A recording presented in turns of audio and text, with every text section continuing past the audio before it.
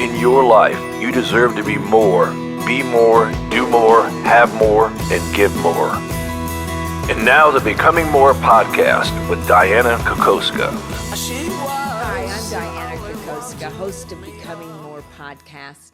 And I'm here today because I desire to pour into you to help you retrain your brain to a new way of thinking, a new story. And it doesn't matter where you're at today. Listen carefully as I walk you through what you can do to become more. And join me on every podcast every week. Hello, I'm Dianna Kokoszka. And you know, a lot of people have been asking me, Dianna, why did you write your book? I mean, some people are giving it away for Christmas gifts or birthday gifts because they want to help people. Some people are actually using it within the schools, private schools, where they're teaching the kids. Some people are using it for their clients to actually have a book club, for their teams, for their companies. There's a company in the Philippines that their insurance, and every single person that works in this insurance company is reading the book about how they too can become more. Now, it says you can't get to better until you get to different. But the interesting part is so many people ask me, why did I write this book? And I've got to tell you that, well, the truth is it wasn't even on my radar. I didn't wake up one day thinking, oh man, what the world needs right now is another self-help book, right? In fact, I used to roll my eyes on just believe it and you can achieve it. I know from experience, believing harder, especially when you're already exhausted, just doesn't fix anything. Some people say faith is essential, and yes, faith is essential.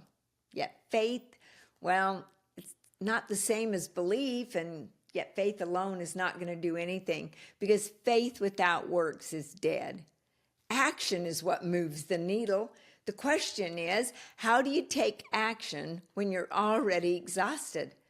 That one thing was a challenge to me, and I set out to solve that challenge, not just for myself, for everyone else.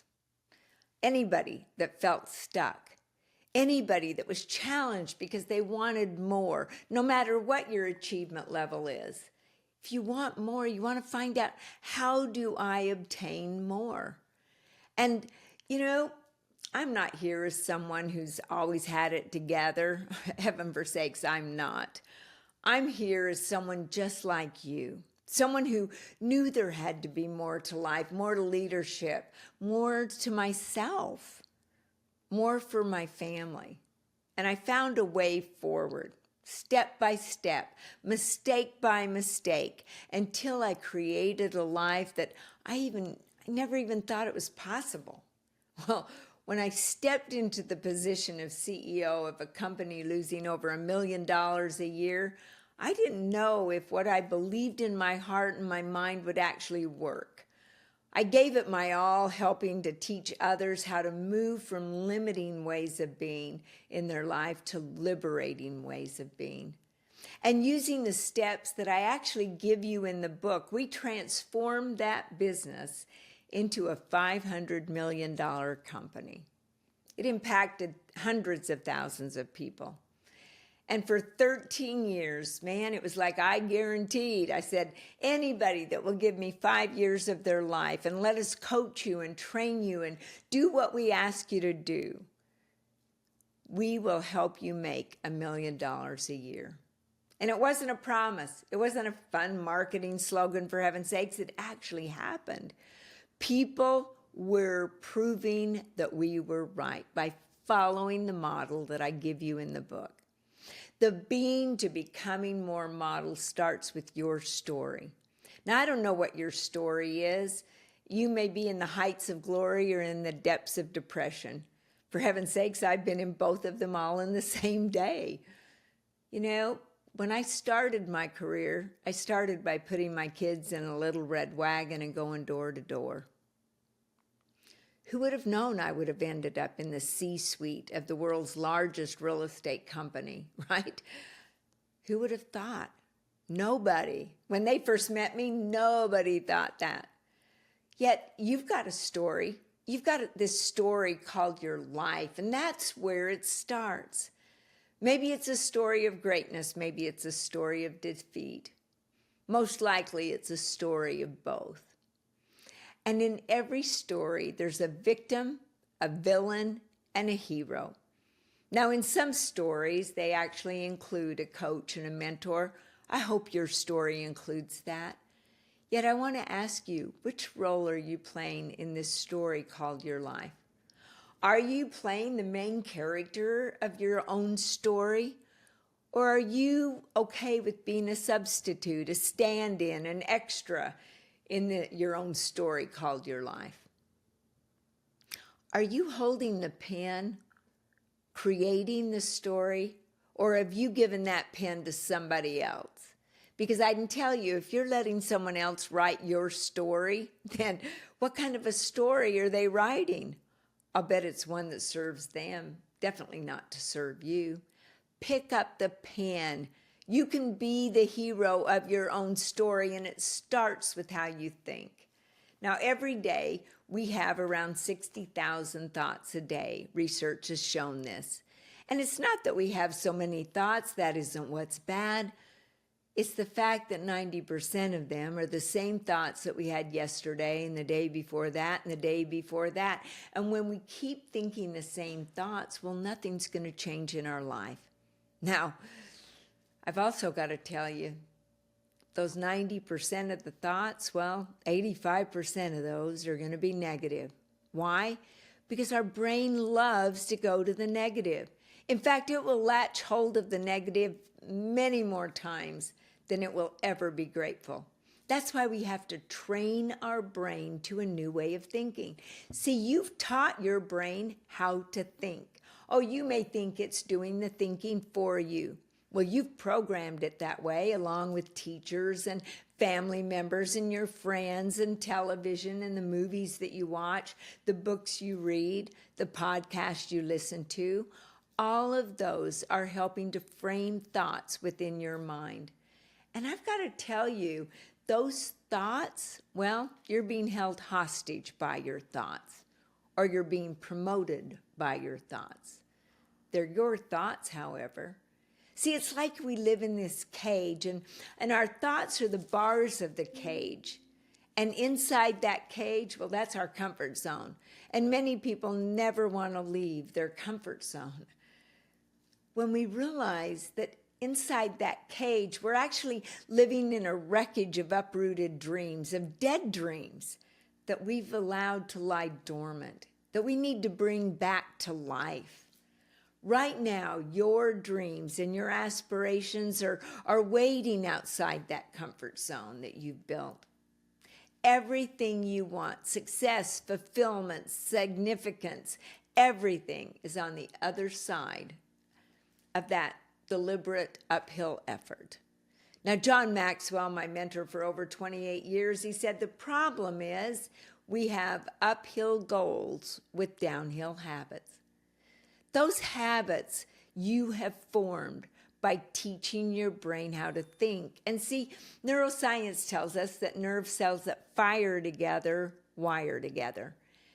And the greatest part about all of this is they also tell us nerve cells that no longer fire together no longer wire together.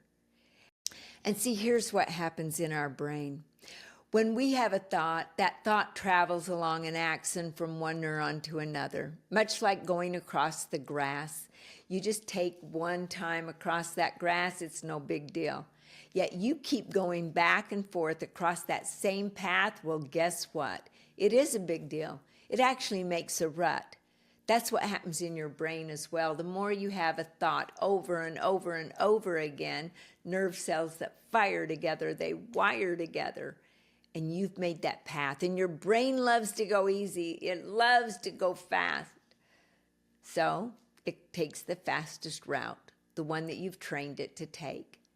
Now, just like that grass, if you stop walking across that patch of grass at the same spot, well, the grass fills back in and it begins to grow.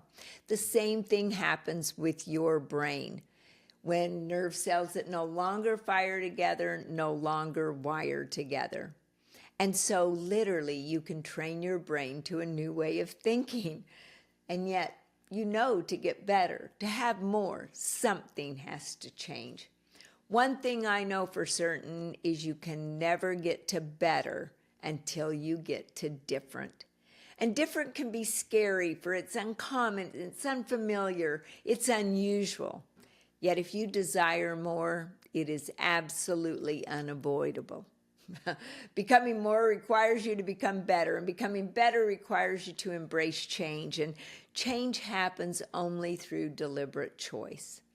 With each choice comes risk, which means you'll encounter failure along your way. Thankfully, those setbacks are opportunities for you to actually make corrections and to become more. See, we learn, hopefully we implement, and when we implement, well, we never do it great the first time. You know, you're never good the first time, as John Maxwell says. It's doing it over and over again, much like driving a car, for heaven's sakes. You get in the first time, oh, you're not that good. Yet after you've driven that car over and over again, you can do it with ease. Well, what did we do? We learned, we implemented, we made corrections, we learned a new way, we implemented, and that is the goal of success. It goes round and round. We learn, we implement, we fail, we learn a better way. We implement, we fail, we learn a better way. Now, I've got to tell you, I really think our biggest problem in the world today is that we are information rich. And we are addicted to information. We're looking up things all the time. Yet we're addicted to information and allergic to implementation. We've got to actually implement what we learn. And that implementation will help us. Now, some people don't want to implement because, well, maybe they're afraid to make a mistake. Maybe that's why the truth is 3,200 businesses, actually over 3,200 businesses close their doors every single day. Now, this is according to the U.S. Business Administration. So every single day, over 3,200 businesses are closing their door. And I don't think it's because the people lack talent. I don't think it's because they lack intelligence. I don't even think it's because they lack grit. I think it could be that they're living their life in a way that limits them instead of liberating them. And they don't know how to change. That's why my book will help. Maybe they're even having an entrepreneurial seizure, for heaven's sakes. I don't know. Yet research has shown us that over 90% of our success is our mindset. And when I started writing this book and doing the research, I literally found over 150 mindsets were spoken about. Think about that, 150 different mindsets that you can have in your head. Well, I narrowed it down to what I believe 7 that limit us and 7 that liberate us. And I even give you ideas on how you can take that limiting mindset that you have and turn it into a liberating one, going from doubt to confident, from scarcity to abundant. I even have an assessment you can take that will help you understand, because we all have some of each one of these. It's just which one is the most dominant, which one has more of the percentage. Are you more abundant thinker? An abundant mindset, or a more scarcity one? So let's make no mistake. Our brain wants things easy. It wants to go fast. It wants to be excellent. It wants to look good and be right, for heaven's sakes.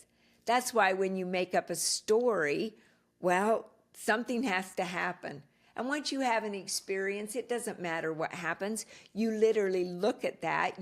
Your brain goes through all the filing cabinets that you've stored up here called memories, and it goes, oh, this time is like that time. And it instantly forms a judgment. And once that judgment is made, it makes up a story.